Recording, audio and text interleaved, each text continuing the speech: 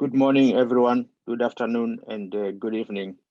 Welcome to our second day of our 4-day Forest Governance Forum. And thank you very much for attending and signing up to this event. Today, we continue with our interesting sessions. And today's session is going to focus on the monitoring of forest change at the global and local level, and also how the use of scientific tools and data sets is enhancing the work that non-state actors are doing in monitoring forest change. Just before I hand over to the chair for today's session, I just wanted to highlight a few things about the formality of the today's session.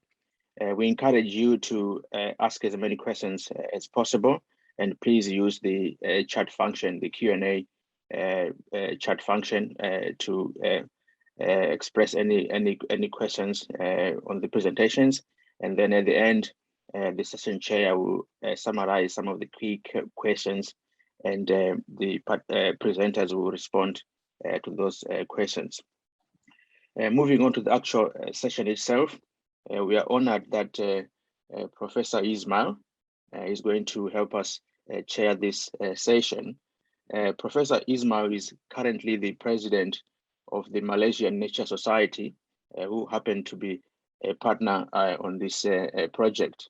The Malaysian Nature Society is one of the oldest conservation organization in Malaysia, and Professor Ismail is heavily involved in conservation issues, not just in Malaysia, but also at an international level as well. So without wasting much time, I would like to hand you over to Professor Ismail to facilitate the next session. Thank you very much. So welcome everybody to this session. Today we have six speakers. One will be sharing the session. And I would like to remind again about the session. Every speaker will have 15 minutes to speak. Then if you share the session, maybe half of you, one of you will take half of the time. And then this program will be recorded. And then as Richard mentioned just now, if you have any question, you can put in the Q&A box so that we can discuss at the end of the after all the presentation finish. So now I would like to invite the first speaker. Today we have from WRI, Gabriel Nussbaum and Achiel Diego, so that both of them from WRI. Gabriel is an engagement manager for Global Forest Watch, and at the WRI, she is working there for over 10 years, experience in globally on the issue of related on deforestation, landscape restoration, data transparency, and environmental conservation. Gabriel currently focus on working with partners to implement global forest watch tools. Is very interesting, and utilize global data set for improved forest management and transparency. Later we will follow up with Achiel, also from WRI, and he is a professional forester and researcher with 17 years global experience working with the private sector, government agencies, international organization, and the academia at the intersection of trade and sustainability in agriculture, forestry, and land use sector. He currently serves as a Congo Basin Regional Coordinator for the Open Timber Portal. Who's going to start first? Gabriel first, and in 7 minutes, follow up by Achiel. Gabriel, the floor is yours. Okay, so thank you, the speaker moderator, for giving us the floor. So I work for World Resource Institute, and World Resource Institute is a research center strongly grounded in science, economic, and practical affairs, and we are also engaged in policy debate and policy process. Our mission is to move human society to live in a way that protect the environment and its capacity to provide for the needs and aspirations of the current and future generation. We envision an equitable and prosperous planet driven by the wise management of natural resources, and we aspire to create a world where the interaction of government, business, and community combine to eliminate poverty and sustain the natural environment for all people. To achieve this, we use a set of methodologies, and one of our core function is actually the development of tools and the use of data. Next slide, please. So we are at the forefront of data revolution, providing actionable information in real time, encouraging radical transparency and accountability. And in such, we have developed two tools. The first is the Global Forest Watch that actually was developed since 2000, and it has actually evolved, and the new version that's improved and includes several data sets was actually launched in 2014. And my colleague Gabriel will actually present that. The Open Timber Portal is actually the tool that was actually developed since 2010, but it was actually made available in 2017 in the Congo Basin, and is actively used in the Congo Basin. So the Open Timber Portal is actually a platform aiming to incentivize legal timber trade by improving access to information. This means that all the complaints that we have from the private sector, understanding the laws of the different countries and also being able to issue documentation, these issues are solved with the Open Timber Portal based on their usage in the Congo Basin. And we have actually recorded a lot of achievement that I am going to share with you. So we have actually deployed the Open Timber Portal, as I said, starting 2010, but gradually progressing and reshaping its form until 2017 when the platform was stable. And we have seen an increase in transparency in the forest sector. The platform has actually also helped the development of the VPA FLECTI system, and also improve the quality and standardization of independent forest monitoring report and observation, and increase the visibility of independent forest monitors. And all this information translated to be accessible at the global level. And this is actually helping us to engage in the Asia-Pacific economic cooperation economies with the different languages that are available now in the OTP.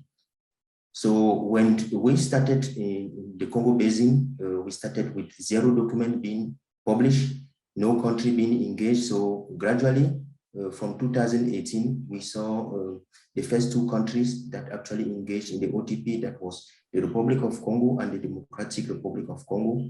And in 2019, we had the Cameroon that joined, and in 2020, the OTP was launched in Central African Republic and Gabon. And we have seen an increase in the number of documents that they are willing to share in a more, with the coloring system that is actually helping companies to be able to understand, based on the fact that the differences in the laws in the different countries, they're not able to understand. We use actually a coloring system to help them know exactly which document have been published and which is valid, and they can use it for their due diligence processes. So with this data available on the OTP, we have seen an increase in the use of the platform across the globe. From 2019 to 2021, we have seen an increase. In 2020, we saw about 11,000 sessions, and in 2021, we still have 1 quarter left, and we are already at 9,000. And we are very confident that by the end of the year, we will exceed the number of sessions that was recorded in 2020. So based on the complexity of understanding the laws, the Open Timber Portal, based on its experience, we actually have supported the VPA process through joint mission, helping the timber legality assurance team to understand some of the challenges in implementing the legality requirement, given that the OTP is built on the legality matrix that was actually developed through a multi-stakeholder consultation. So this field mission that we organized with the timber legality team actually helped them see exactly where are the constraints, which of the verifiers in the legality matrix are not applicable, are not function, and this actually helped them to refine their processes.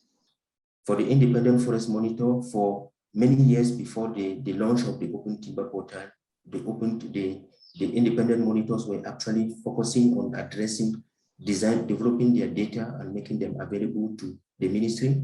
But with the Open Timber Portal, they actually saw that they are able to compile their information and present the trend of the sector to be able to see exactly if they are really having an impact on the ground.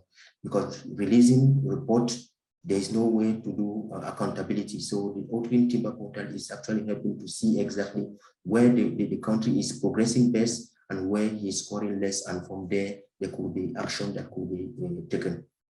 Also, given that the expansion of the industry with the entry of several actors, it was becoming important that the different way of reporting were becoming a challenge, and we had to, through the Open Timber Portal, to find a way to standardize the way the data could be reported, because every independent monitoring organization will design a report written its own, with its own way of interpreting the laws, and this actually creates confusion for the companies, for the audience that is willing to understand exactly what is going on the ground. And we use in the Open Timber Portal a way of categorizing these different requirements in the law, so that each observation on the ground could be recorded according to set criteria that were actually defined and categories. And based on that, it is possible to see exactly where the company is scoring less or less based on the different gravity of the infraction that are observed on the ground. And with these data made available, these have actually reduced the lack of available information across the global market. And we have seen that the Open Timber Portal is widely used nowadays. From 2018 to 2021, we have seen the spread. The map is showing there the spread of the use of the Open Timber Portal, because behind the platform, we have actually developed the tools that enable us to map exactly where the users are accessing the platform, and we can see that it is actually used across the globe, and this is actually making independent forest monitoring data more useful to the importers.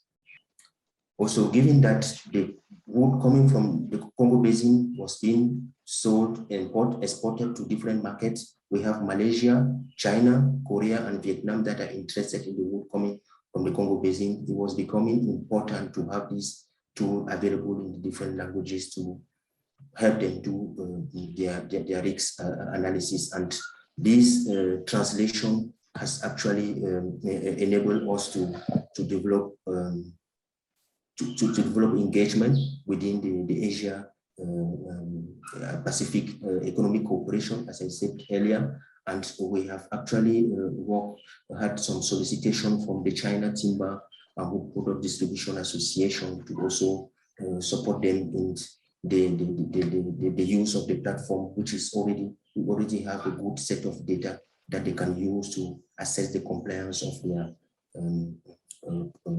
provider in the different Congo Basin countries. I think this is my last slide. I will hand over to Gabrielle to continue with the Global Forest Watch platform. Well, thank you, everyone. I'm delighted to be here. My name is Gabrielle Nussbaum, and I also work at the World Resources Institute as an engagement manager for Global Forest Watch. For those who aren't aware of Global Forest Watch, it is an online platform that provides data and tools for monitoring and managing forests, stopping illegal deforestation and fires, calling out unsustainable activities, defending land and resources, sustainably sourcing commodities, and also conducting research. GFW's overall mission is increasing knowledge and transparency about forest landscapes. It's hard to manage what you can't measure, and Global Forest Watch makes the best available data about forests available online for free, creating transparency about what's happening in forests around the world.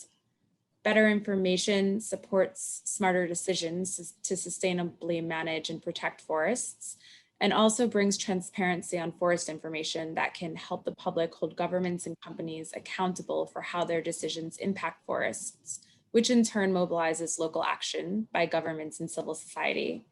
And lastly, improved forest monitoring can help companies make more sustainable purchasing decisions, facilitating action against illegal clearing, stopping commodity-driven deforestation, and also manage forests more sustainably. By harnessing cutting-edge technology, GFW allows anyone to access near real-time information about where and how forests are changing around the world.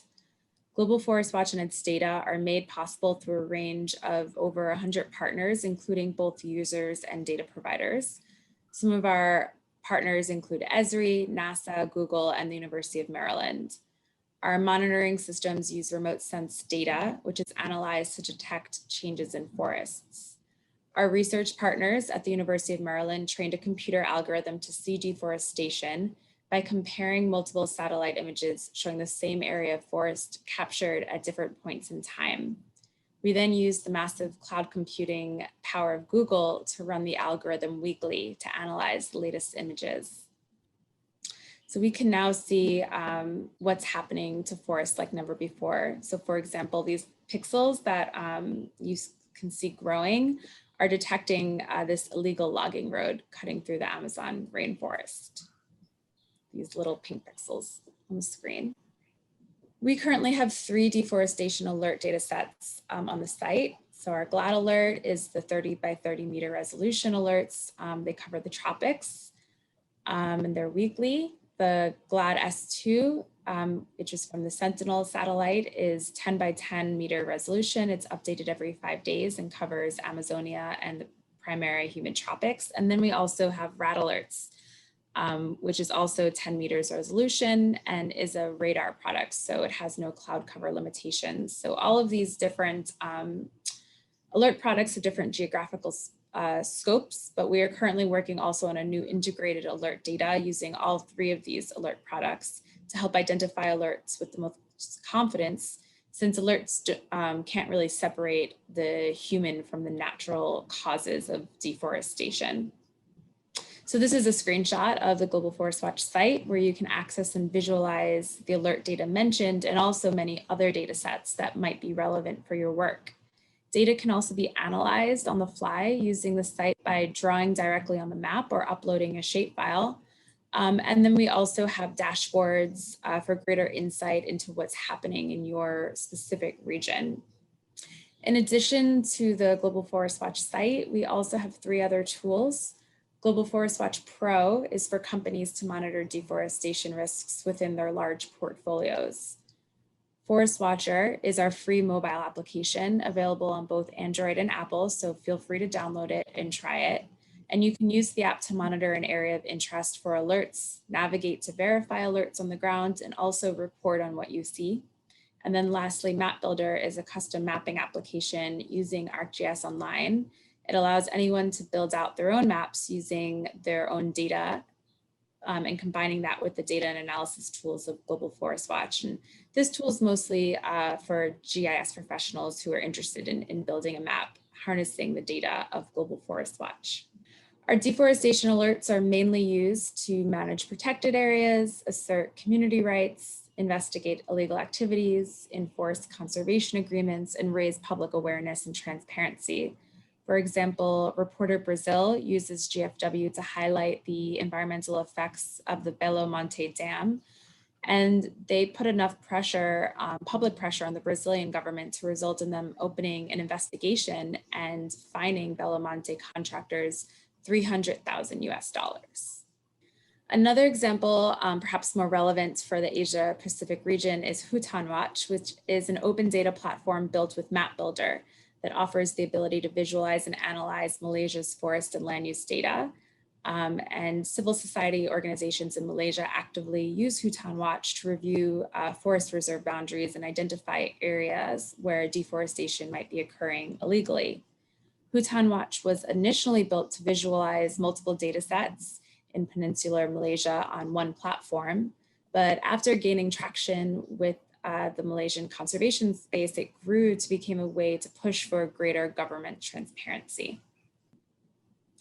The last example I would like to highlight is that of Haka, which is an Indonesian conservation NGO.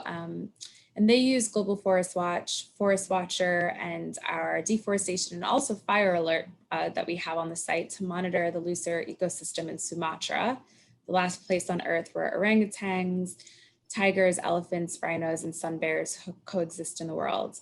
Haka uses GFW to analyze alerts to give to wildlife protection teams to prioritize their patrol routes and investigate the alerts.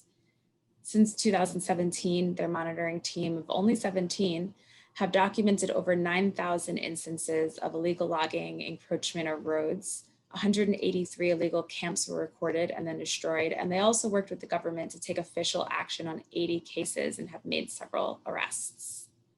So if you're interested in learning more about these sites that we've talked about today, the URLs are here on the screen. So please feel free to check them out or contact me or Ashil about them. And thank you very much for your time. So very informative. With the technology now, we can do a lot of things. So now, without further ado, we move to the next speaker, Mike Crosby. I understand this Mike will present a pre-recorded material so that we can share through the recorded presentation. Mike Crosby is from BirdLife International. He's a Senior Conservation Officer for Asia Division. So his title will be Value of Remote Sensing Data on Forest Loss to Community-Based Forest Monitoring. Yeah. Okay. Hello, my name is Mike Crosby. I coordinate the science and monitoring activities of BirdLife's Forest Governance Project. In this presentation, I'll introduce you to one of the main science outputs of the project. This output is our Forest Loss Dashboard. The dashboard is intended to be a user-friendly tool for internal use by our project partners and the BirdLife Secretariat. It can be used to investigate deforestation at key sites for biodiversity and to create mapped outputs that can be used as visual tools to advocate for conservation. The dashboard was developed to meet one of the original aims of our forest governance project, which was to use remote sensing data to monitor and analyze forest cover change in key biodiversity areas in the 4 project countries. This builds upon BirdLife's long-established Important Bird and Biodiversity Areas program and the new Key Biodiversity Areas initiative. We've analyzed forest cover change in KBAs using Hansen data in Google Earth Engine. And we've developed the Forest Loss Dashboard to display the results of the Google Earth Engine analysis to help promote the conservation of KBAs that are suffering significant habitat loss. BirdLife's IBA program aims to identify and document the most important sites for bird and biodiversity conservation worldwide, using a set of standardized global criteria. It aims to monitor these sites to identify threats to IBAs and the populations and habitats of the birds that occur there, and to promote site-based conservation actions to address the threats to IBAs. Since the IBA program began in the 1980s, BirdLife has identified over 13,000 IBAs in almost every country in the world and in the world's oceans. The new KBA partnership was launched in 2016 at the IUCN World Conservation Congress to map, monitor, and conserve the most important places for all life on Earth. This initiative aims to harmonize the existing denominations that have been established for different taxonomic groups, including IBAs. And IUCN have published this KBA standard to document the science-based process for identifying and delineating KBAs. There are around 670 forested KBAs in the 4 countries covered by our project. Our analysis of forest loss in these KBAs was conducted using Google Earth Engine. This is an online system that provides a large catalogue of satellite imagery and geospatial data sets and makes these available for researchers to analyze and detect changes and map trends on the Earth's surface. For our analysis, we used version 1.7 of the Hansen Global Forest Change layer, which is one of the datasets available within Google Earth Engine. And this is also the dataset used by the Global Forest Watch website. The Hansen data has a pixel size of 30 meters by 30 meters. It includes a forest cover layer for year 2000 and annual forest loss layers for 2001 to 2019.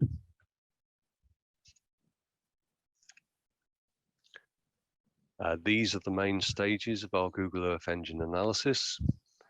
We loaded boundary maps for the 670 forested KBAs in the 4 project countries into Google Earth Engine, together with the Hansen forest layer. The pixels for the year 2000 forest layer were filtered to contain only those with more than 50% tree cover to create a baseline for the analysis. And the forest layers for 2001 to 2019 were then analyzed against this baseline to create annual forest loss layers. The forest loss statistics were exported as CSV files, which were then used in the forest loss dashboard. The forest loss dashboard was implemented in the ArcGIS online interface. It was developed to summarize and visualize the forest loss statistical outputs from the Google Earth Engine analysis. And it was designed as a user-friendly tool for internal use by the project partners and the BirdLife Secretariat.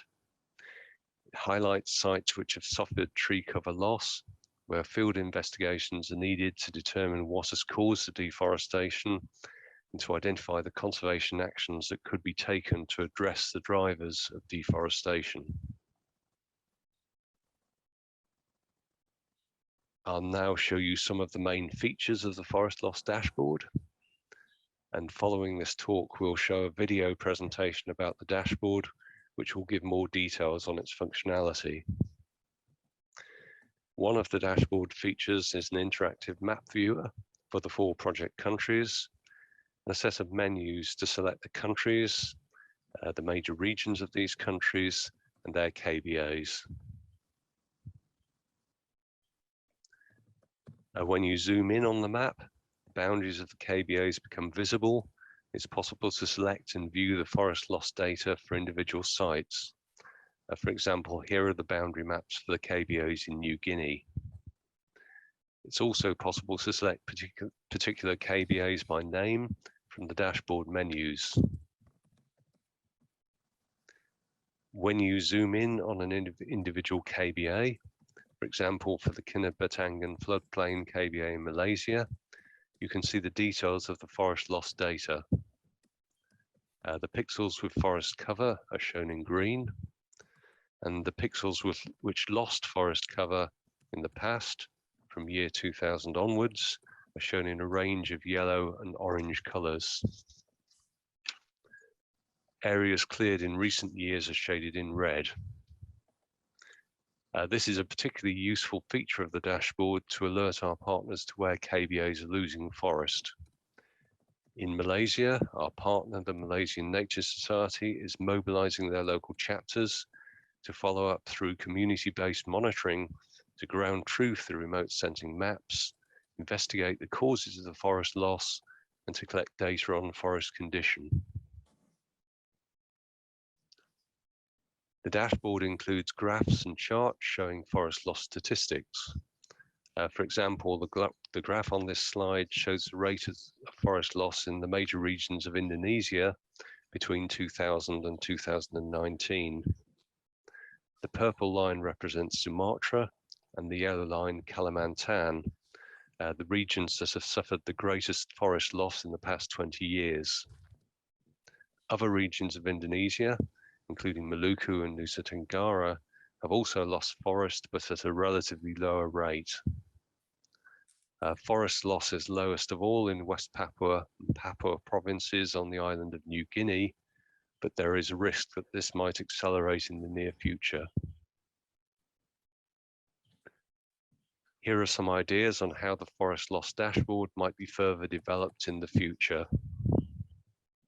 We held a webinar earlier this year where our project partners identified a number of possible enhancements to the functionality of the dashboard. For example, a request to add the capacity to switch on and off the annual forest loss data for individual years. There are a number of issues regarding the Hansen forest data that were used in the Google Earth Engine analysis. For example, plantations cannot be distinguished from natural forest, and comprehensive data is not yet available on forest regeneration. We anticipate that more precise satellite data will become available in the future, which will enhance the functionality of the dashboard. We believe that this type of forest loss dashboard will be of interest and value to many BirdLife partners and other conservation organisations around the world to enable them to monitor where forest is being lost in their KBAs. I'm confident that BirdLife will continue to develop similar dashboard tools as a legacy from the Forest Governance Project. In conclusion, the Forest Loss Dashboard involves non-state actors in making forest governance more effective, which contributes to the overall goal of the Forest Governance Project. Non-state actors can use this tool for multiple purposes, including forest monitoring, policy and advocacy, ground truthing, and so on. And there is potential to roll out new versions of the dashboard for new audiences. Thank you. Thank you for the thank you for the presentation. I think you can put the question there. Someone might answer later. If Mike Crosby is not here, maybe Oliver can answer. So we go to the next speaker, Jauziah David Kempo from Haribon Foundation.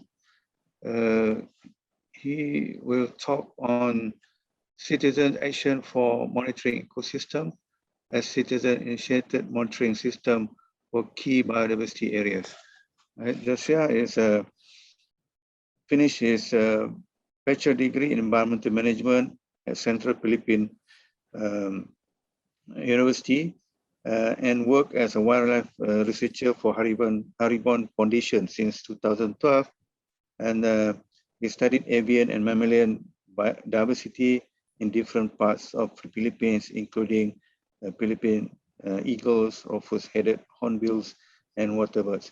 He is a National Geographic Zoological Society of London, EDGA, and Conservation Leadership Program Fellow.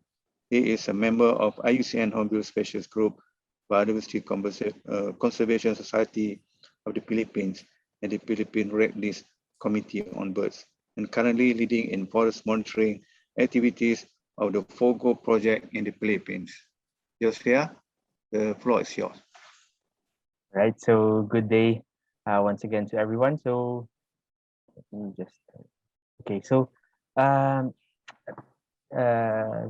this session I'll be sharing to you Haribon's experiences and learnings in the implementation of our monitoring system in partnership with our local communities and our indigenous community partners in the field. So, so CAMI, or the Citizens Action for Monitoring Ecosystems, is a simple and scalable system that can be used to monitor KBAs or portions of KBAs outside the protected area system. The absence of standard system to effectively monitor and evaluate the state of KBAs outside protected areas put them at an even greater danger of losing their biodiversity than their protected counterparts. Baseline information on conditions of unprotected KBAs can usually be obtained from biodiversity assessment reports for FLUPs. These reports, however, are unconsolidated and often found only within their respective LGUs or the local government units, which limits their availability for use. CAME aims to address the problem of insufficient and unavailable information about the current conditions of KBAs through this simple and scalable monitoring and evaluation system. Kami in Tagalog actually means we, which further promotes our local the local participation also highlighted in our tagline, hashtag tayo ay, lahat tayo ay bantay gubat, no? Or we all are forest guards. No? So as mentioned, this is patterned from BirdLife's IBAMS, or the Important Bird and Biodiversity Monitoring System, and also based on a community-based monitoring and reporting framework, or CBMNR. Next slide, please. So Kami is a crowdsourcing initiative that encourages members of the general public to contribute the data collection needed for assessing conditions of KBAs. It is a localized version of the IBAMS developed by BirdLife that has been modified to accommodate participation of local stakeholders, specifically by the general public at large. So it uses the SPR, or the State Pressure and Response Model, using simple and easily measurable indicators that can be gathered with the help of regular citizens. So Kami has two objectives: to regularly monitor the SPR, or the state pressure, and corresponding responses in the KBA, and of course to disseminate Kami results and information to stakeholders, decision makers, and natural resource managers to advance planning and policy advocacy geared towards sustainable use of biodiversity. So this is part of the transparency and the accountability strategy of the forest governance project. So as probably most of you are familiar with the CBMNR process, so CBMNR framework guides science-based participatory programs, forest programs, to monitor forest condition, forest resources, resource use, and pressures, forest carbon stocks with strengthened Bantay Gubat, or forest guards, Bantay Gubat networks, and support from the non-state actors. It is anchored on the planning process and law enforcement policies of the country and its international commitments. So if you can see here in the diagram, so is the formulation process of CBMNR. So it reviews the current monitoring and reporting system, the roles of non-state actors, of course, consultations with agencies in forest governance, and assessing possible project sites. So, and of course, stock taking, which involves different processes to establish appropriate framework. So identification of existing forest protection strategies, programs, actors, and possible training needs, the roles of NSAs and the likes, and to finally develop the appropriate framework that will be used. So with that, this is how the Kami process looks like. Of course, this is based on the CBMNR framework, which involves monitoring, reporting, and the actions taking. So monitoring involves the data gathering, both on physical and socioeconomic aspects, with the help of the Kami team members. So as mentioned earlier, Kami team members is a multi-sectoral team composed of different stakeholders in the site. So after the reporting, the data gathering, reports will be verified and analyzed before these reports will be generated to the action makers, or the decision makers, usually led by the local government units, or the DENR, or the Department of Environment and Natural Resources. Okay, so this is how the IBAMS, or the Kami process in LGU, or the stages of development of IBAMS, or the Kami. Of course, the preparatory stage for the installation, which of course involves the courtesy visits, identification of possible stakeholders and potential partners in the site, and a lot of orientation activities. Pre-installation, which involves the profiling of the sites to be monitored, reconnaissance surveys, socio-economic surveys, and the likes. Kami installation proper, orientation workshops, feedbacking on what happened during the pre-installation process, and action planning. And this involves the details for the implementation of the Kami itself, which to the last part, the regular patrolling of sites, data recording and analysis, and reporting process. Next slide, please.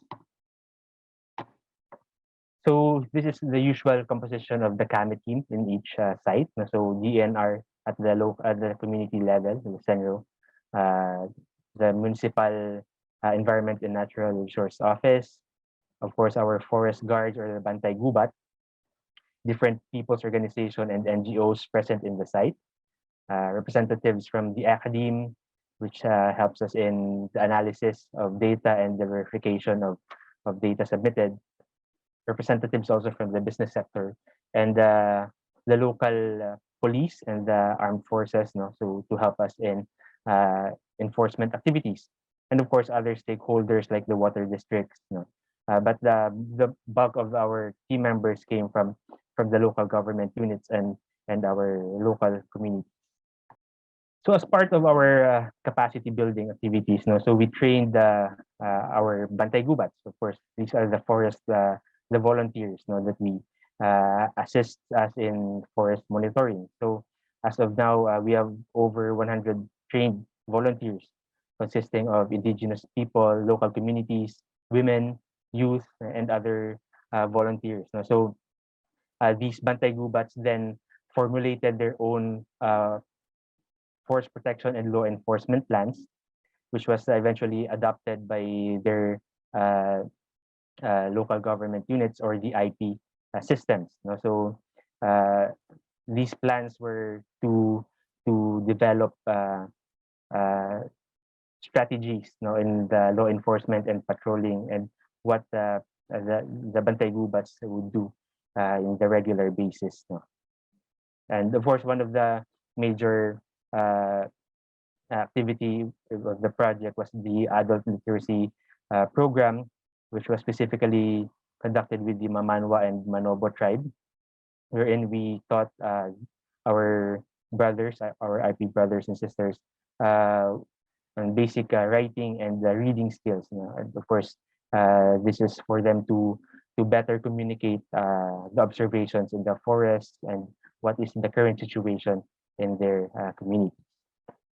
Of course, the establishment of CAMI teams in all of our project sites. So as mentioned earlier, these are the multi-stakeholder teams in different sites. So which involves our data gatherers, mostly the Bantay Gubats and volunteers, data analysts, data managers, decision makers, and administrators. So with this, the system is in place. Data gathering and monitoring activities took place also. So we trained our Bantay Gubats and partners about the proper monitoring techniques, what species to monitor, and at most of the time these are joint with the Department of Environment. So it's a joint monitoring activity with the DNR. So regular forest monitoring activities are conducted and in partnership with the Department of Environment. And of course, we introduced the Decapatrol app. So next slide, please. There. So the Decapatrol app is an Android mobile application designed to assist forest communities and local government in monitoring forest activities. So with this app, almost everyone can report wildlife observations and threats to the forest. So we trained our local partners on how to use the app. Actually, we started with training of local trainers. So which is an effective way to train our local communities with the same languages or the dialects. So currently we have over 140 trained partners with the Decapatrol app. So these are 140 potential users or reporters of forest activities in the sites. So with the CAMI team can access this information through the web dashboard here in the right side of the screen, where data can be analyzed by our data analysts and managers and validated before submitting it for processing to our decision makers. So with this, we gained support from the Department of Environment and the local government as well. With the CAMI and Decapatrol, we gathered forest information where local government and the DNR can use in enforcement of forest laws and development of conservation policies at the local level. Next slide, please. So, what are the impacts of our strategies? Now, so, of course, since all of our stakeholders were part of the entire process from the very start, now, so which means they understood the entire process, and so they have an ownership, and with that, they also support the entire process. So they have a sense of responsibility that we have to do this because we are the ones who planned this out. So there's a sense of ownership to the entire process. So we also developed local policies. So an example here is the adoption of the FLEP, or the Forest Protection and Law Enforcement plans, to local ordinances. And in some cases in Mindanao, in their indigenous people system, or the IPS. And another example here is some of the Bantay Gubats, which are members of the indigenous groups, are already receiving their honorariums or support from their local tribal affairs office. So, which says the sustainability of the project in general. Of course, the KAME system has been institutionalized in all of our project sites, which is a good thing. And with that, with the information and the data gathered through the KAME system, apprehension and filing of cases also took place. So there are several cases already filed with the DNR because of the KAME system, reports of illegal logging activities and wildlife confiscations as well. So next slide, please. So of course, we have some challenges as well. So firstly, we have a slow start with our indigenous communities. So we started from the very basic. So from the literacy programs, so which had them a little bit later than the other sites. So there were also delays in trainings and follow-up trainings due to, of course, the COVID situation in different parts of the Philippines and different COVID protocols. Some of our Bantay Gubats are also not very familiar with using mobile-based monitoring apps. So they need to be more familiar. It needs to be the use of the app. They need to practice more with the use of the app. Next slide, please. Also, there were similar to the previous slide. So there were difficulties in conducting regular forest monitoring activities due to changes in COVID-19 protocols. Regular updating and meetings were also sometimes being canceled or rescheduled due to these protocols. And at some point, there are uncertainty of some local community officials or the barangay captains on the required action on submitted reports by our Bantay Gubats. So this really states that some of our local leaders also are not aware of the forest laws that have been being implemented in different sites. Next slide, please. So moving forward, these are our next steps. So of course, so we wanted to expand the KAME system to other KBAs in the country. So in our future projects, we will be using the KAME system as a monitoring scheme as well. So the web-based system is continuously being updated with the suggestions from our local partners and our different stakeholders. We will be collaborating with the DNR in data harmonization with their current system, and hopefully with the management of the entire data as well. And finally, the creation of a national or a KBA-wide KAME team. So of course, this all of our KBAs are crosses different regions and municipalities as well. So this is why we wanted to create the Kami team in a higher level.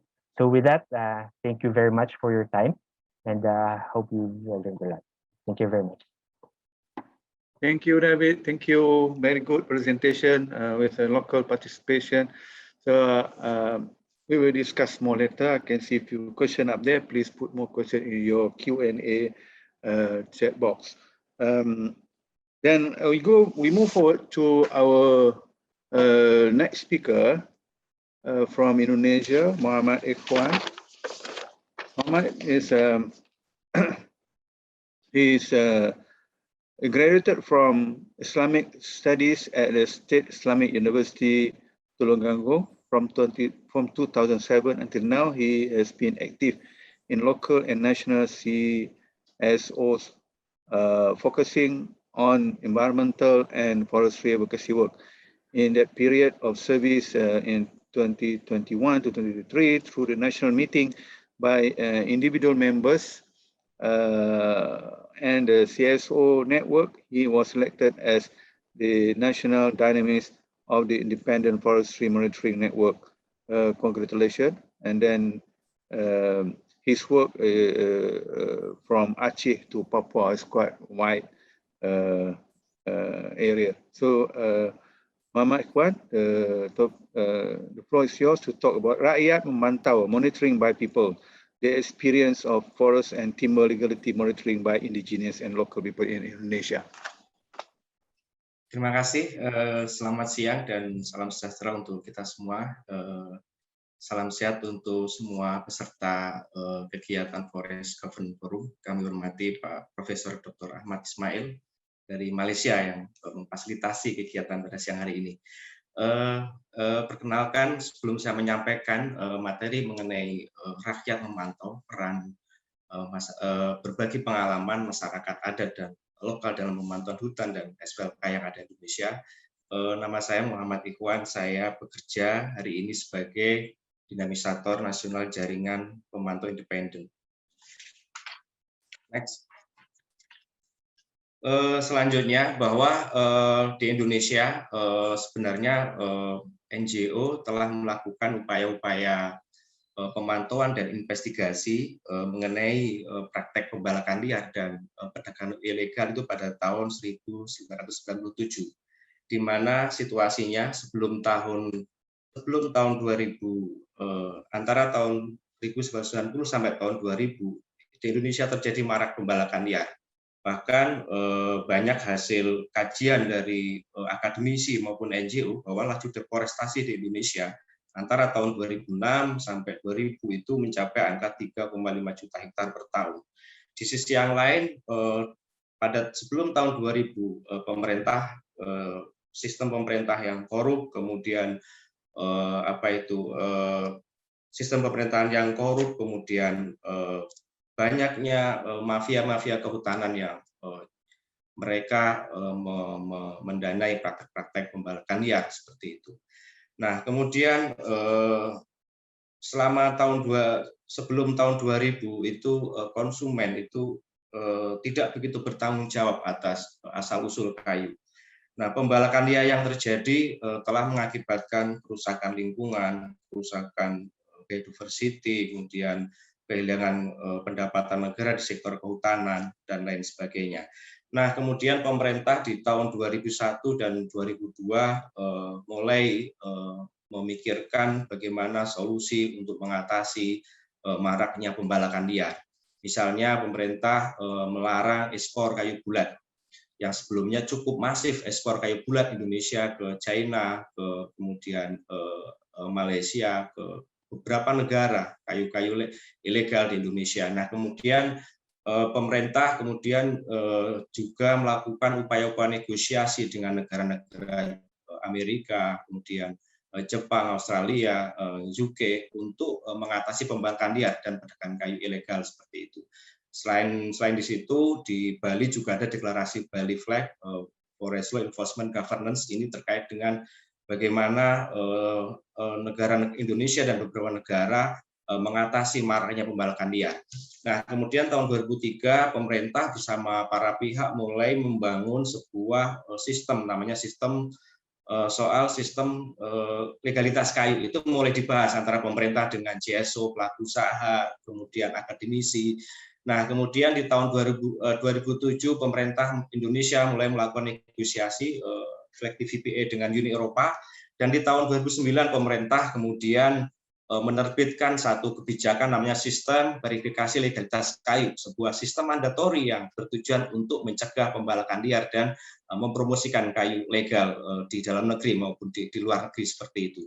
Nah, di tahun 2010 kemudian SVLK, Sistem Verifikasi Legalitas Kayu ini mulai diimplementasikan, dan kami dari JPIK, Jaringan Pemantau Independen Kehutanan, dideklarasikan dalam rangka untuk menjamin bahwa sistem SVLK atau sistem yang telah dibangun di tahun 2001, 2002 sampai kemudian diundangkan tahun 2009 ini benar-benar terlaksana secara kredibel, artinya di lapangan benar-benar punya legitimasi dari rakyat secara kuat seperti itu.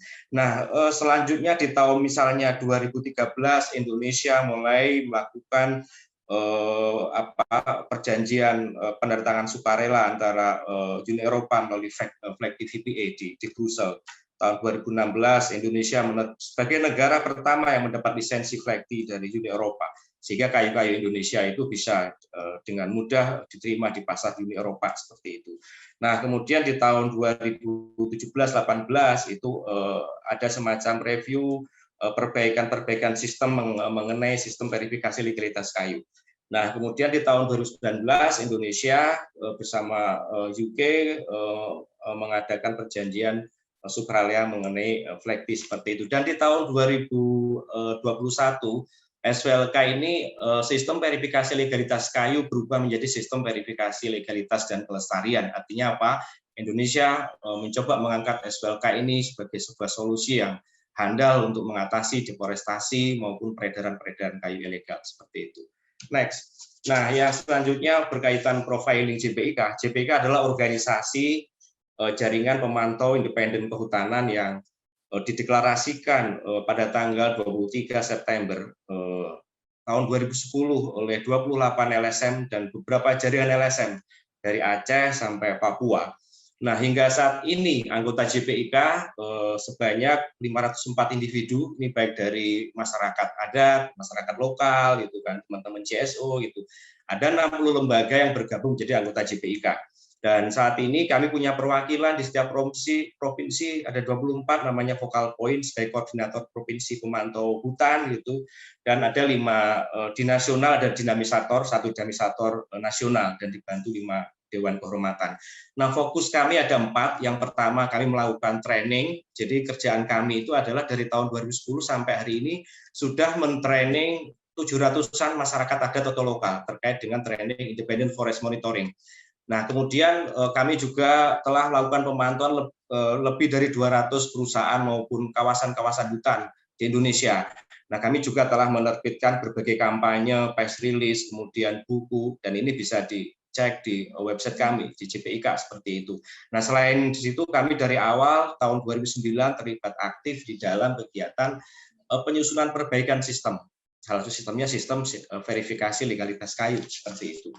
Nah, next-nya terkait dengan skema kerja sistem verifikasi legalitas dan kelestarian itu ada 5 pilar. Yang pertama pemerintah sebagai regulator, dan kemudian ada Komite Akreditasi Nasional itu yang mengakreditasi lembaga verifikasi independen, dan ada 3 pemantau independen. Jadi di Indonesia itu pemantau independen diakui dalam sistem SVLK untuk memantau apakah sistem berkaitan tentang tata niaga kayu, baik itu dalam negeri, luar negeri, baik dari hulu sampai hilir, itu dipantau oleh pemantau independen. Bisa dari CSO, bisa dari masyarakat adat atau lokal yang memang terdampak langsung atas beroperasinya perusahaan-perusahaan kehutanan seperti itu. Nah, yang kedua ada lembaga penilai dan verifikasi independen. Ini bertugas mengaudit, memverifikasi perusahaan-perusahaan kehutanan yang mereka baik itu beroperasi di konsesi atau di hulu atau di hutan, baik itu industri pengolahan kayu atau sampai ke industri ekspor. Jadi lembaga verifikasi ini dia memverifikasi sesuai dengan standar dan pedoman seperti itu, baik di hulu, hilir maupun pasar. Nah, saat ini di Indonesia sedang dibahas mengenai perbaikan mengenai standar dan pedoman penilaian sistem verifikasi legalitas dan kelestarian. Nah, kayu-kayu yang akan keluar ke luar negeri atau diekspor nanti akan ada dua semacam logo, Indonesian SVLK Sustainability atau Indonesian SVLK Legality. Itu tergantung bahan bakunya. Kalau bahan bakunya dari hulu yang telah bersertifikasi pengolahan hutan lestari, maka akan mendapatkan Indonesian logo SVLK Sustainability seperti itu. Nah, di dalam sistem ini sekali lagi posisi pemantau independen itu diakui dan posisinya untuk menjamin bahwa sistem ini berjalan secara kredibel dan akuntabel melalui kegiatan pemantauan sertifikasi. Baik itu proses sertifikasi, baik itu perusahaan yang sudah disertifikasi akan dipantau oleh teman-teman pemantau independen. Nah, di dalam sistem sertifikasi, pemerintah telah membuka ruang informasi, misalnya untuk berapa perusahaan yang melakukan ekspor, tujuannya kemana, jenisnya apa, itu melalui sistem Sustainability Legality Informasi System atau SIL. Ini bisa diakses secara publik luas. Selain itu, ada namanya Indonesian Trade, ini dari Kementerian Perdagangan. Kalau di Kementerian Keuangan ada Indonesian Single Windows. Ini kaitannya market untuk ekspor. Nah, untuk di dalam negeri, Indonesia telah mengimplementasikan pengadaan barang jasa itu dari sumber-sumber dari kayu legal maupun yang bersertifikat seperti itu. Next-nya berkaitan tentang deforestasi SVLK dan pemantauan. Yang pertama, Indonesia mengalami laju deforestasi di 30 tahun terakhir ini mencapai puncaknya tahun 1996 sampai 2000 itu 3,5 juta hektar itu mengalami deforestasi. Salah satu faktor besarnya adalah karena illegal logging. Nah, pada tahun 2020 pemerintah mengumumkan ada penurunan tren laju deforestasi. Per tahun tinggal 115.000 hektar. Walaupun data ini ada beberapa perdebatan, tetapi memang tren deforestasi di Indonesia mengalami penurunan. Sejak kemudian banyaknya regulasi-regulasi yang dibuat, nah termasuk pemerintah untuk mendukung upaya penegakan hukum di sektor kehutanan dan mempromosikan kayu legal, maka pemerintah telah menerbitkan peraturan mengenai sistem verifikasi legalitas dan kelestarian, di mana sistem ini adalah bertujuan untuk memastikan semua produk kayu yang dipanen, kemudian diedarkan, diolah, dipasarkan, baik itu di domestik maupun di luar negeri, ini telah memenuhi unsur-unsur legalitas dan kelestarian.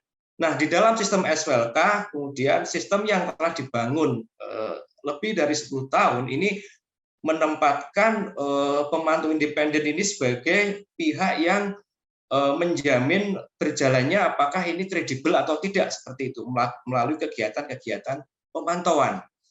Insam bahwa pemantau independen adalah pilar kredibilitas SVLK yang ditujukan untuk mengurangi praktek pembalakan liar maupun perdagangan kayu legal. Nah, selanjutnya JPIC telah melakukan sekian sejak dibentuk pada tahun 2010 telah melakukan pemantauan.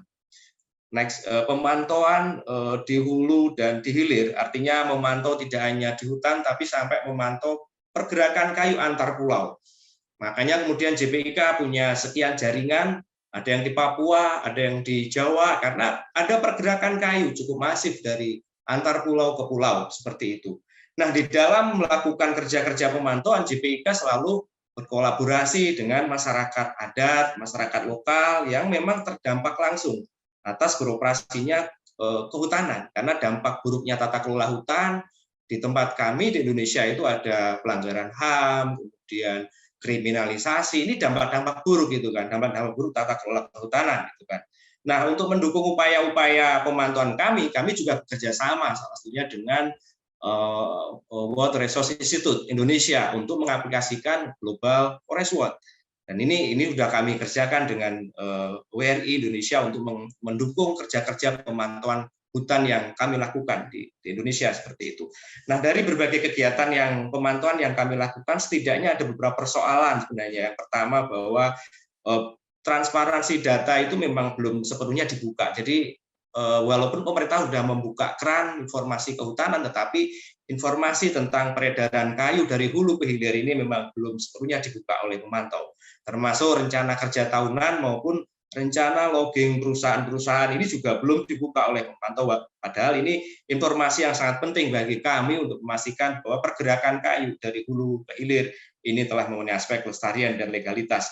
Nah, selain situ memang ini juga ada persoalan jumlah pemantau. Pemantau kami di Jaringan Pemantau Independen Kehutanan atau JPIK ini hanya 500-an, sedang hari ini jumlah perusahaan yang telah disertifikasi sistem verifikasi mendapatkan sertifikasi SPLK ini ada lebih dari 3.000. Belum lagi konsesi ada 25 juta hektar hutan yang telah dapat sertifikasi hutan lestari, tapi kemudian jumlah pemantau masih sangat terbatas. Di sisi yang lain juga ada soal pendanaan yang belum sangat memadai karena hanya beberapa donor memang sudah, tetapi itu sangat terbatas sekali untuk kemudian bisa memantau secara luas yang ada di Indonesia seperti itu.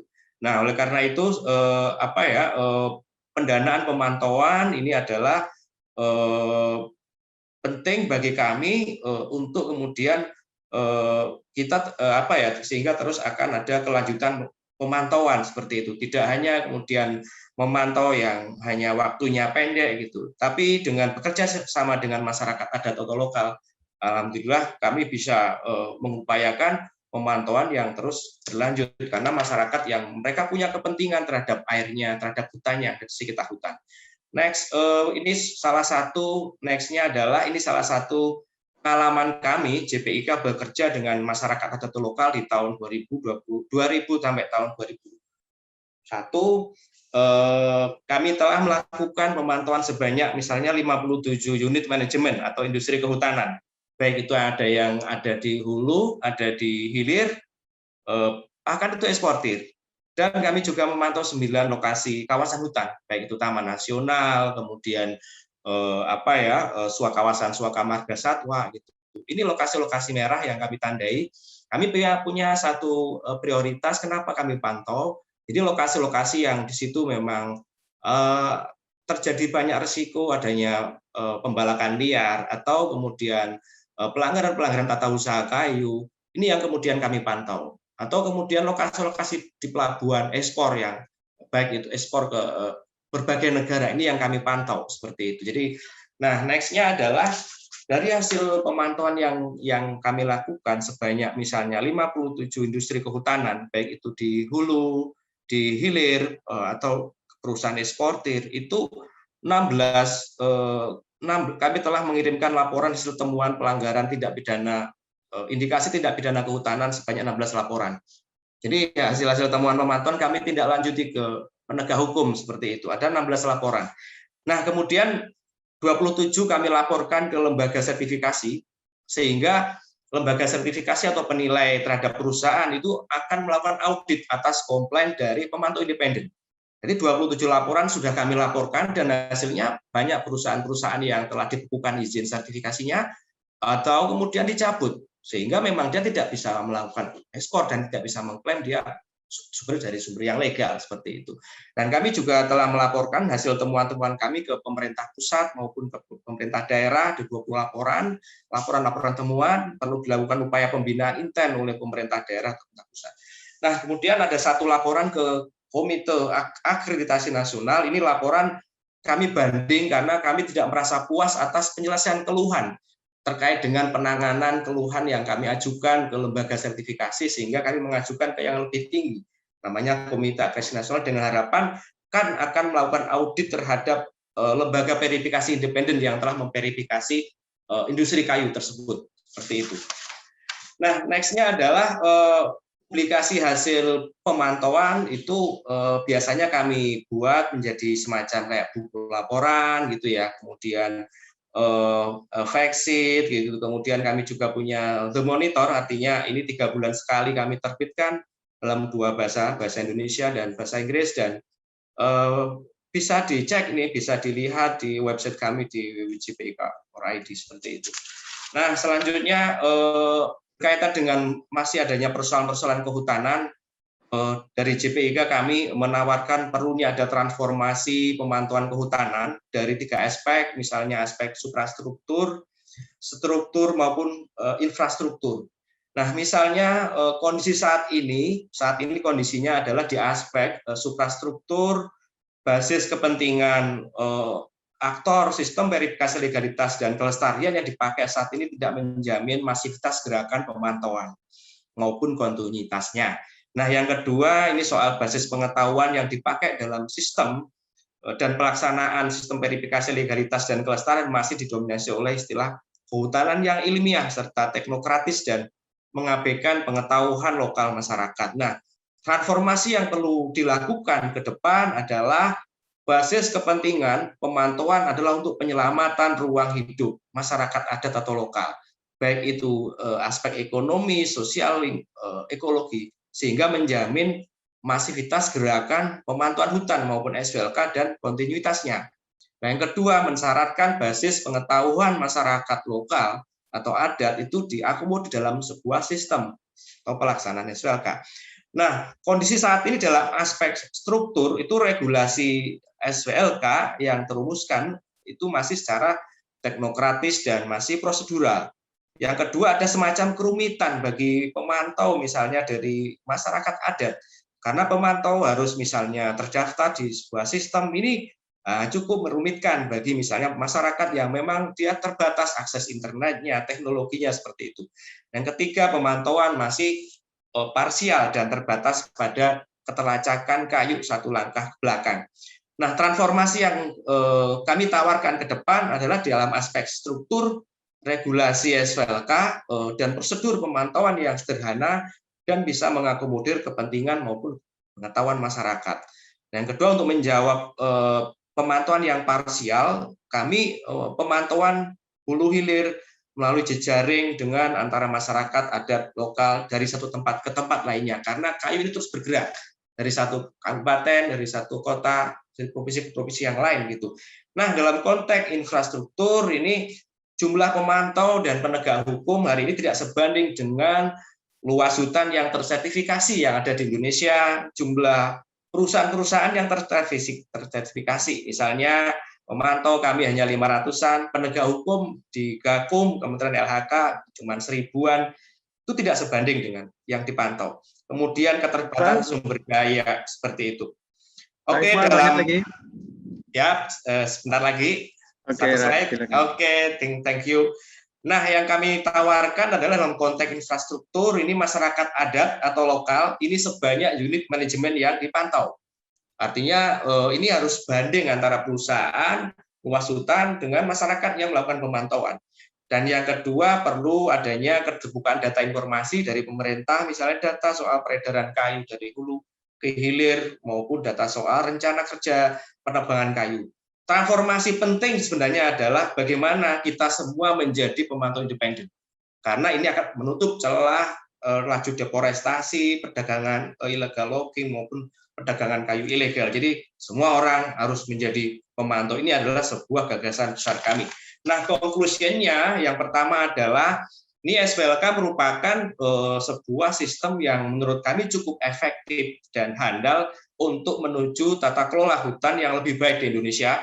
Oleh karena itu, sistem SWLK perlu didukung oleh keberlanjutannya. Nah, yang kedua, misalnya pemerintah, kemudian lembaga sertifikasi perlu lebih terbuka terhadap data-data soal legalitas peredaran dan hasil hutan, seperti itu.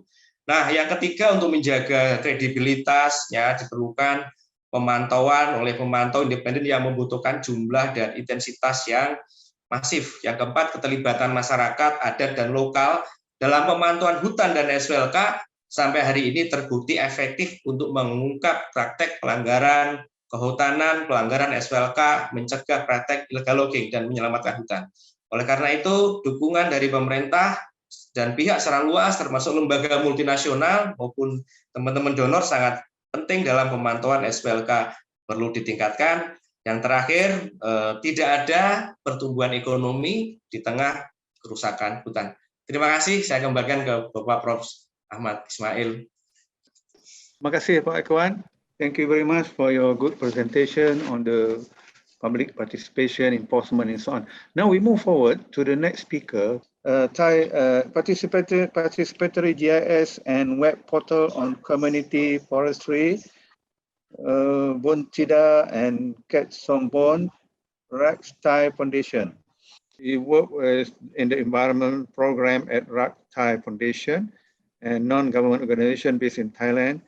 They have both be involved in various development projects in the mountainous northern region of Thailand related to forest management, water management, and climate change adaptation, including resilient agriculture approaches and alternative livelihood development.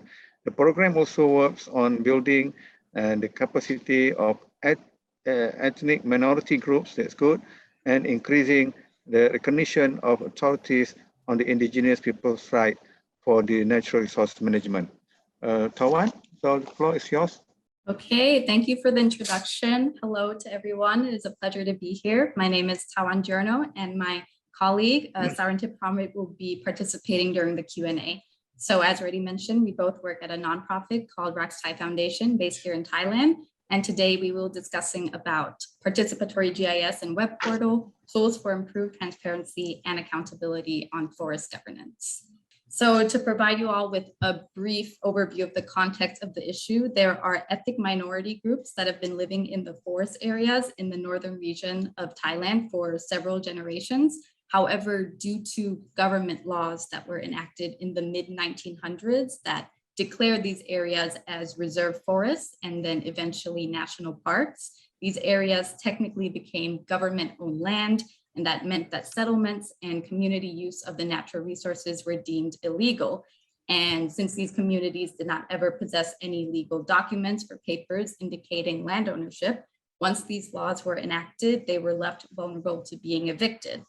And to add to that, these communities are also very marginalized. And so all of these factors combined have led to a conflict between the community's customary land use and the need for conservation by the government, which is demonstrated in the images that you see on the right. So the above image, the blue and the orange areas indicate the government-owned land.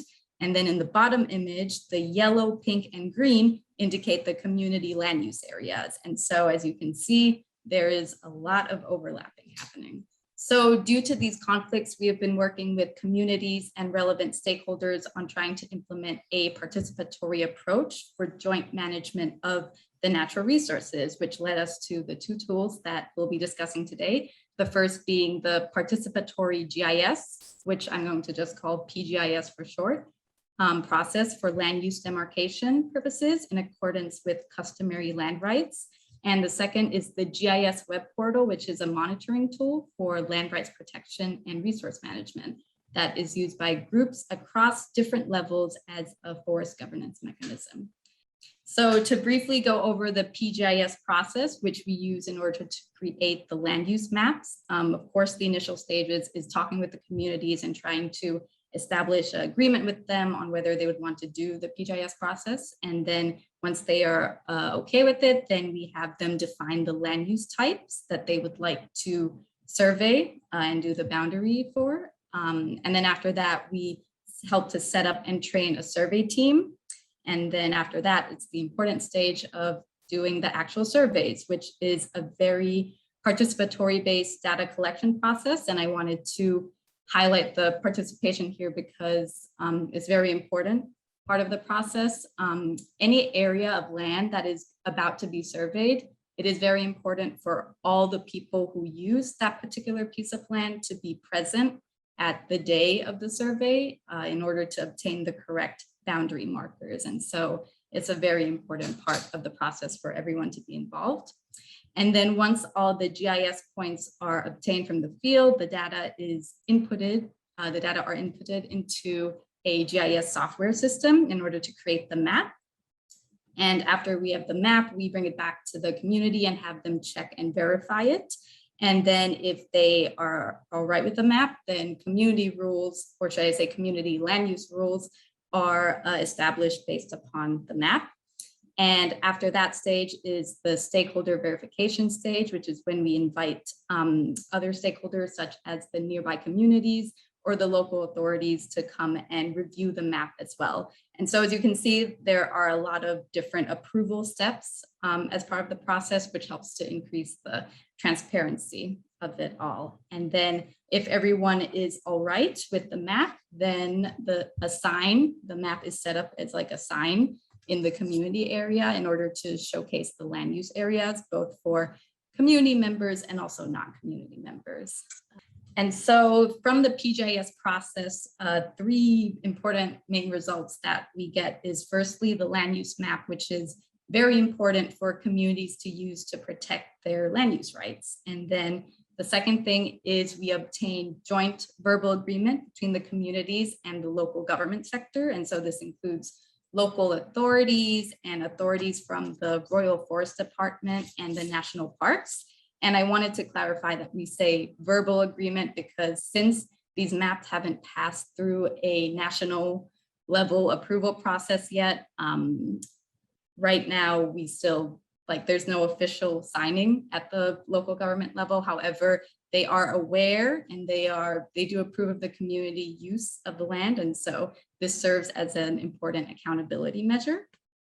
And then lastly, working groups for monitoring the land use management are also set up. And these are comprised of various community group members, such as elderly and also women and people who work in different occupation groups. And these groups are very important for continuous monitoring of forest governance related events.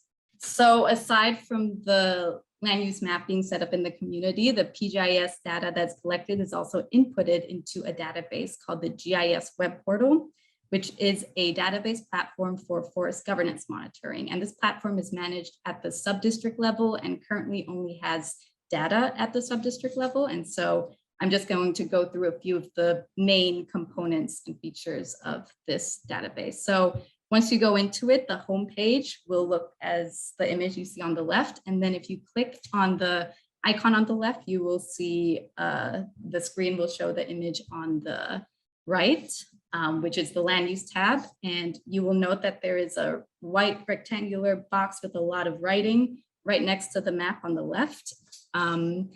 These are the different options of the different land use types and boundaries that you can click on to see in the portal. And so right now the purple line indicates the community boundary lines. And so another important boundary line to see is the individual household plot boundaries. And so from the distance, it looks like a bunch of blue squiggles, but if you zoom in, you will see that there are plots of different shapes and forms. And if you click on a plot, a little description box will pop up and you can see information about that particular plot. And then another important feature that you can see on here is the community forest boundary areas, because there are community forest boundary lines that have been established by the community, but then also ones that have been established by the government. And so it's important to have both of these boundary markers in the portal. And so on the image on the right, the yellow and the green, that indicates the community forest area boundaries that have been established by the community.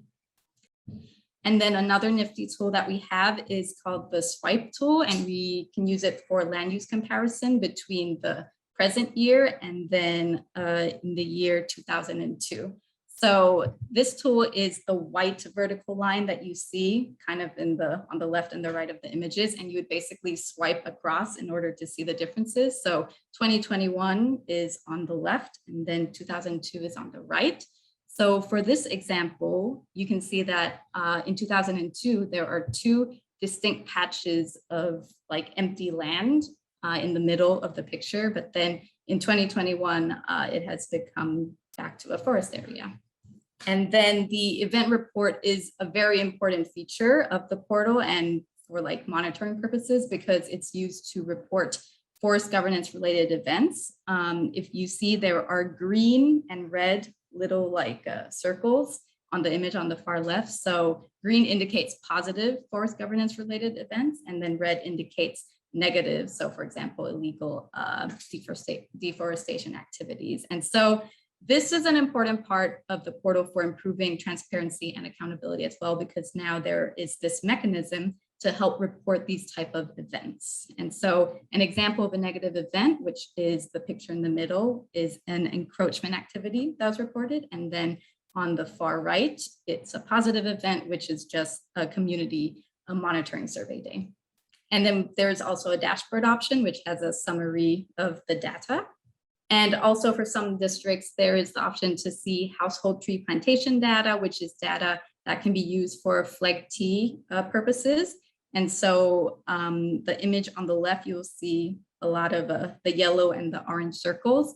This just indicates the number of trees. And if you zoom in and click on them, you'll see the image on the right, where you can just click on a circle and a tree, and a little information box will pop up about it. And so how does this all come together for forest governance? Well, the land use information that we obtain from the PGIS process, and then the event reporting that is done by communities and also local authorities, and also community networks, such as there's a woman network at the national park that also does monitoring. Like, all this data is inputted into the WebGIS portal. And this portal is accessible by everyone. And so it's very transparent, and the data is open for all to see. And the data is used across different levels for different purposes as well. So for example, at the national level, it's used for law and policy advocacy. At the provincial level, it's used for policy recommendation and strategic action planning. At the local and sub-district level, it's used for natural resource management and local development.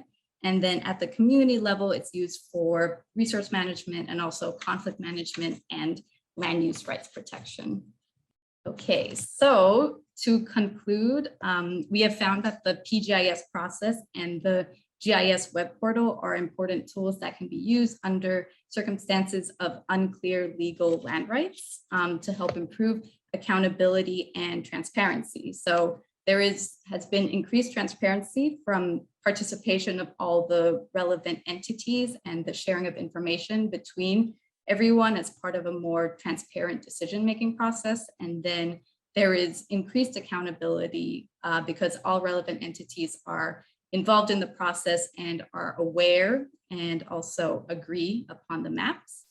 And all of these have helped to decrease the land use conflict and also increase multi-level participation towards natural resource management and forest governance. And right now, we are currently working to scale up to lead to acceptance of community land rights at the national government policy level. Next slide, please. So thank you all for listening, and we look forward to answering your questions during the Q&A. Thank you very much.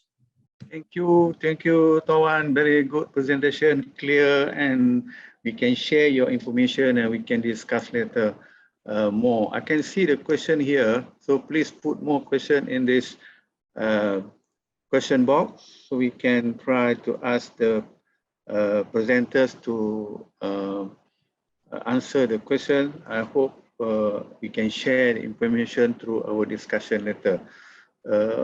I don't have to summarize what the participants or presenters tell us today, because they have a very good slide presentation, very good and clear presentation, and with activities and suggestion. So there are a few questions here. 12 questions already answered. Now we have a few questions from Zainul Rahman. This is you don't mention where are you. Thank you for the information. We have experienced that the report we submit to law enforcement are not followed up for various reasons. If this is the same thing, it would be better if we discuss what can be done to address in both on national and international scale. So yeah, of course, within the scope of our discussion, if in case anybody want to answer this question, can you open the secretariat, show everybody open the camera so we can see who can answer this question. or I can go to, or everybody can, every presenter can look at the question and you can choose where to answer. I will read the second one from Dexter. I'm a pro IPs. What I'm testing is your mechanism for the active engagement of IPs for self-regulation. I know in my short exposure that due to lack of alternative livelihood, they have to continuously cannot read this, but I think it's the declination tends to the active motivation and monitoring. So if anybody can answer, please raise your hand so that I can give you opportunity to answer the question. Any case study or success stories of using nature-based curriculum in school to calculate social responsibility for conservation and sustainability of forests as a natural heritage? Anybody can answer that? Those who are involved with the community.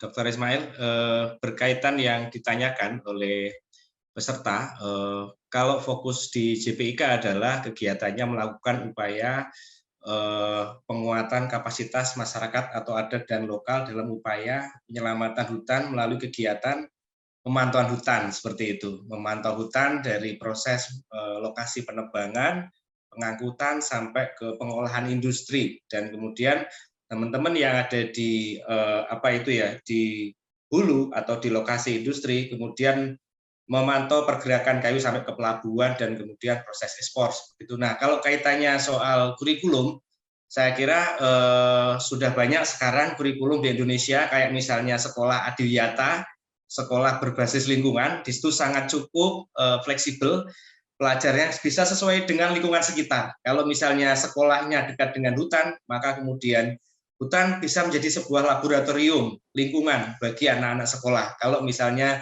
sekolahnya itu apakah di tingkatnya SD atau sekolah SMP atau SMA gitu ya, sekolah menengah pertama gitu.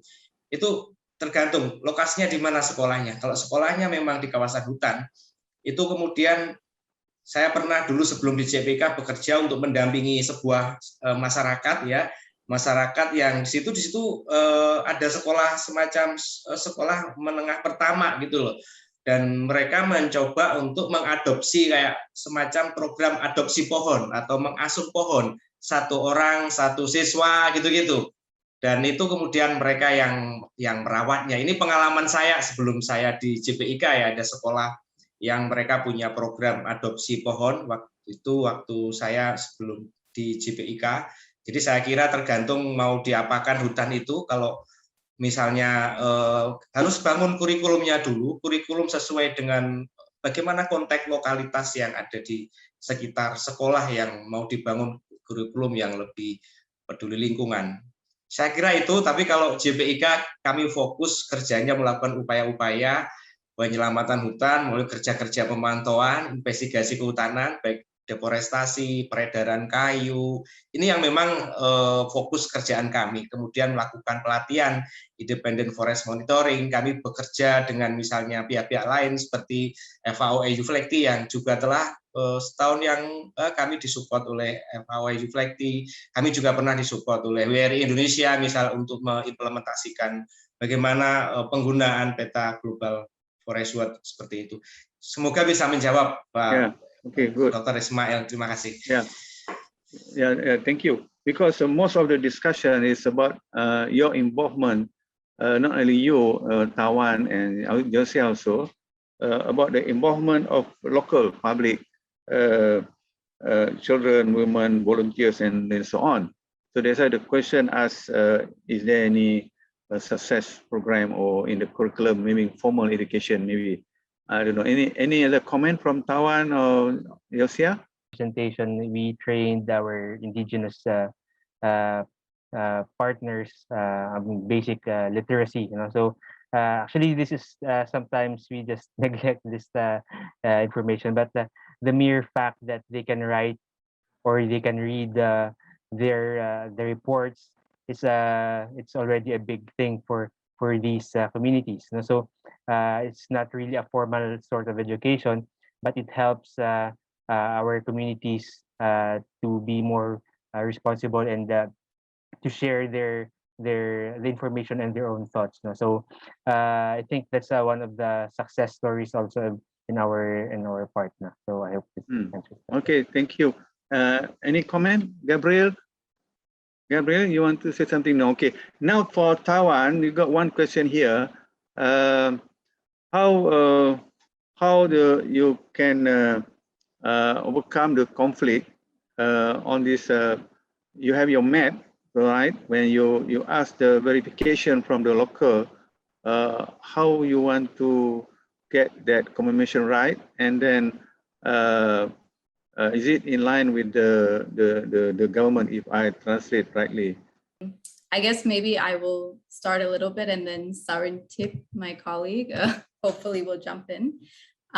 So, I mean, I guess in terms of the agreement with local authorities, like before we even do the PGIS process, we need to talk with all the relevant stakeholders, and this includes the local authorities and the government. So we kind of need to establish an understanding across all the different groups first prior to doing the process. And so that kind of helps to make it go more smoothly. So of course, at the beginning, it takes a lot of time, of course, to establish agreement and understanding across all these different groups, but it's very important to do that first. And so once everybody is at the same level of being like, okay, let's do this, then it leads to like less issues of conflict during the actual process.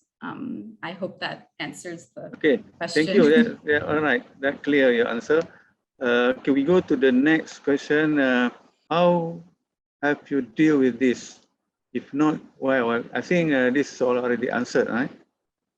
Because you don't mention to whom you ask. I assume this is for Tawan, and Tawan already answered that.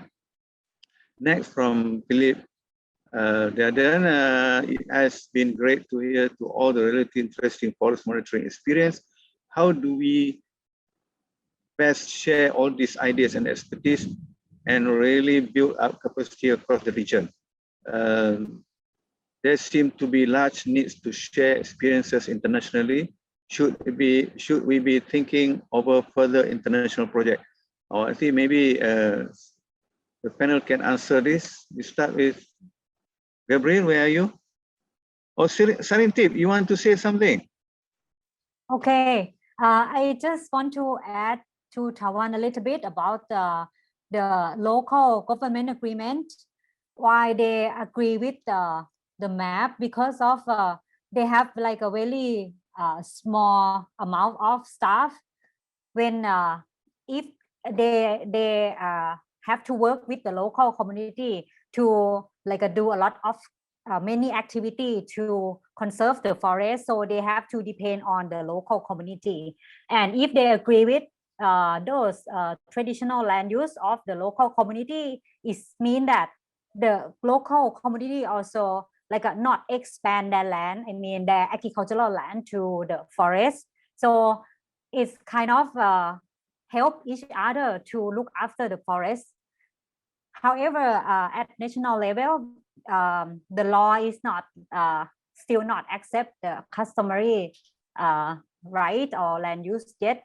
So we still need to work more on national level to accept this land use of the local people. Thank you very much. Remember my last question read by question by Phillips. Gabriel, you want to answer this? Sure, I can take a little stab at it. Yeah, I mean, I agree that this has all been really interesting. I think there's a lot of similarities and a lot of differences and a lot of things we can learn from each other from all of these different experiences across the region. Obviously, you know, sharing these stories in forums like this is really important to be able to form these connections. I think a lot of it is also just, you know, communications issues and making sure that we're able to better communicate and potentially, I think, collaborating, you know, finding these similarities between projects and maybe collaborating on different communication stories or different projects, because we're all working towards the same goal. So making sure that we're able to work best with each other. But yeah, Global Forest Watch, where I work, is a global platform. So our we really run on our partnerships, and I think most of this type of work does. So I think that's really the key to really get anything done. But it's a pretty big question, so I don't know if there's an answer to how to best share these kinds of experiences. I think there's probably many different ways. Okay, good, because now we are talking about international standardization, and we are talking about technology, and that's why I think the question was asked by Philip. Pak Ikhwan, if you read too long, please don't write too long question. It's about this code. Can you, if you read through later, if you want to answer, very long question by, who's that? Patrick Anderson.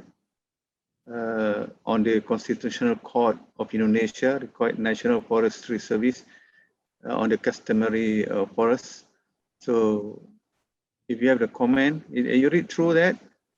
Halo, terima kasih. Terkait dengan pernyataan Pak Patrick, bagaimana sih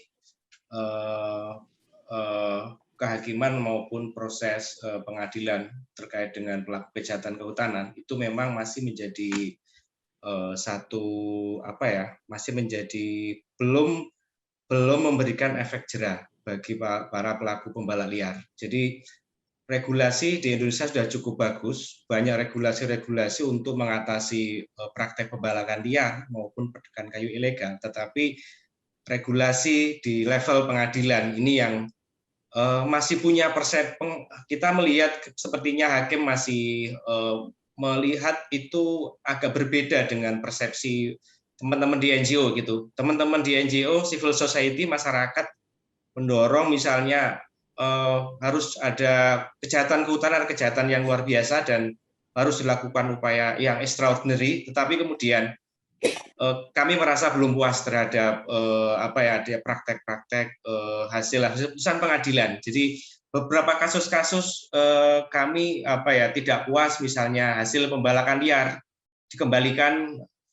Awalnya mereka ditangkap karena pembalakan liar, tapi kemudian mereka melakukan perlawanan atau banding ke Mahkamah Agung dari pengadilan yang rendah ke pengadilan tinggi, dan ternyata banding dimenangkan, hasil pembalakan dikembalikan ke pembalaknya, dianggap itu bukan praktik ilegal, tetapi orangnya tetap ditahan gitu. Ini salah satu contoh-contoh yang sedang diadvokasi oleh teman-teman. Misalnya besok teman kami dari kaum telapak akan banyak mempresentasikan soal advokasi di ranah pengadilan di sektor kejahatan kehutanan seperti itu.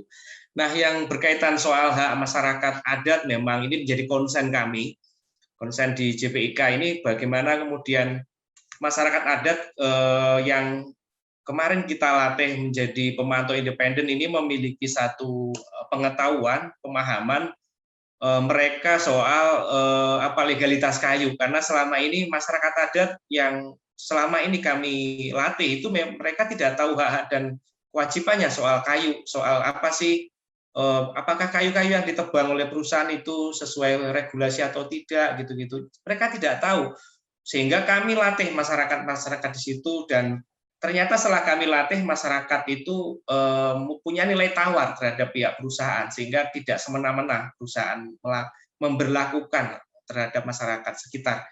Dan ini menjadi konsen kami semua. Selama ini memang problemnya masyarakat adat belum sepenuhnya diberikan hak-haknya oleh negara, dan kita dengan teman-teman di semua jaringan di Indonesia terus mendorong pemerintah segera melakukan rekognisi terhadap pengakuan hak masyarakat adat, karena selama ini pengalaman kami melakukan pemantauan justru masyarakat adat ini yang sukses dan terbukti cukup handal mereka membongkar dan menghentikan praktek-praktek pembalakan liar di Indonesia. Satu contoh, salah satu mitra kami masyarakat Dayak suku Ngaju yang ada di Provinsi Kalimantan Tengah berhasil dengan kita latih 4 orang, tetapi sampai kampung mereka mengorganisasi masyarakat Dayak untuk melakukan perlawanan terhadap perusahaan pembala hutan. Dan pembala hutan benar-benar akhirnya mereka melapor ke pihak aparat penegak hukum, dan kemudian bersama penegak hukum mereka datang ke perusahaan-perusahaan yang mereka masih menampung kayu-kayu ilegal, dan termasuk ke konsesi hutannya, mana lokasi tebangannya.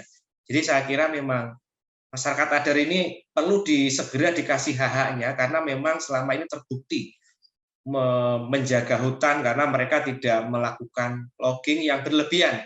Auto logging paling hanya untuk kebutuhan rumahnya, mungkin tempat ibadahnya gitu. Tidak seperti orang-orang cukong kayu yang melogging dan mereka membabat semua hutan-hutan yang di situ. Setiap tahun masyarakat yang kami dampingi misalnya di Kalteng itu terjadi mulai banjir karena apa? Terjadi penebangan hutan yang dilakukan oleh para pembala bekerjasama dengan perusahaan-perusahaan kayu seperti itu. Kira-kira itu yang Pak Patrick semoga bisa menjawab. Itu kemudian kenapa kami konsen masyarakat adat harus menjadi pemantau independen. Jadi pemantau independen bukan masyarakat adat bukan sebagai informan, tapi selaku pemantau. Dulu awal-awal mereka itu informan, tapi sekarang tidak, masyarakat adat itu selaku pemantau, karena mereka yang kemudian terkena dampak buruknya tata kelola kehutanan, dan mereka harus jadi pemantau, karena dengan pemantau juga akan membantu perjuangan mereka selama ini untuk mendapatkan hak-hak legalitasnya dan dilindungi oleh negara. Saya kembalikan ke Pak Prof. Ahmad Ismail, semoga bisa menjawab Pak Patrick. Terima kasih. Thank you. Sama. Thank you, Pak Iqbal. Good explanation. Because now there is because we are different countries. Sometimes we have different rules and regulation on the land matters. So some, especially regarding to indigenous people. So of course we have some conflicts. I'm interested in this. Some answered by the participants. Very good. Thank you very much. Say, for example, from the Papua New Guinea, talking about curriculum, and then Reni Mali, interested in experience with including nature-based solution in the curriculum for secondary school, but some answer in the chat box. You can visit the website. And another thing, maybe the organizer can take note on this, because education is still relevant. We need to give some very good information, correct information, right information to the public, especially the local community. So when we are talking about gadgets, technology, and so on, so education is continuously important. Anybody want to say something again? Now we are going to end of the session. I would like to invite any speakers to give 1 minute or half minutes, whatever they want to say before I end the session. Anybody want to say something? Very short. Gabriel, you smile like you want to say something. Yeah, Achille? I just want to highlight some few points that came across. Given that we have actually realized that the different tropical countries are actually facing the same similar problems. I've seen the problems in Thailand, in Indonesia with the independent forest monitor, the issue with communities. They are almost the same as what we are witnessing in the Congo Basin. And one of the points that was raised was, how do we ensure that these experiences can be shared or developing international project? I think what the organizer would need to do also is to bring this information to the donors, because they are the ones to be able to take this information to them and show them that it is key for this exchange to continue within the different countries, within the different regions. Because with the OTP, we have seen that although the tools is primarily developed and used in the Congo Basin primarily, but gradually we have translated it in many languages. This is Korea, Malaysia, Chinese, and Vietnamese. This is because there is a huge demand, and actors in those countries are actually willing to get access to reliable data. The key issues on the ground to be able to fight against illegal logging is the fact that the data is very much fragmented, and the OTP is actually providing consolidated data. And we have these requests across the different importers that are interested in the wood from the Congo Basin. And this is a good linkages that we can create in terms of project that can be developed, and actors in that region can equally be trained on how to apply this tool in their risk analysis. Okay, thank you, Ashley. Anybody else? Half minutes? If not, I can conclude it here. We are talking about technology. We are talking about monitoring. We are talking about involvement of indigenous people. We are talking about accurate information about our forests. So this is very important, but you must remember all the time, lawyer always better than laws, and those who are developing technology also increasing good, and we need to bear with this scenario and keep working hard as an NGO, as a local community activist to protect our forests, protect our biodiversity, to tackle our climate change, right? So our local community, our indigenous people, local private sector is very important to support. Thank you very much. Thank you, the organizer, for giving the opportunity. Thank you, all the panelists. Very good ideas, very good information. It's clear for me to share with you. And then I hope we meet you again, and the Secretariat can pick up all the issues for us to make a conclusion letter for better forest management.